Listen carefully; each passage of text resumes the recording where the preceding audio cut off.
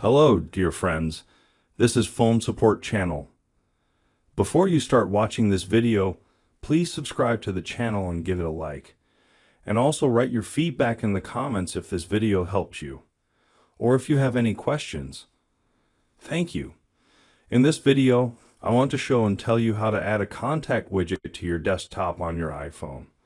You simply tap on the shortcut and type in your friend or relative. To do this, you pinch the screen on your desktop.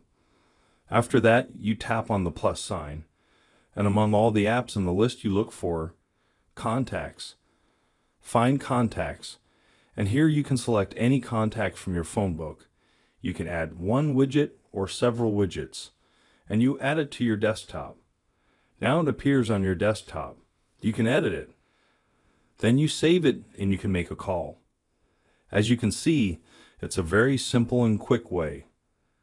Done. There's nothing complicated. If you like this video, put likes and subscribe to the channel. And also watch other useful videos on the channel. That was Phone Support. Bye bye. See you later.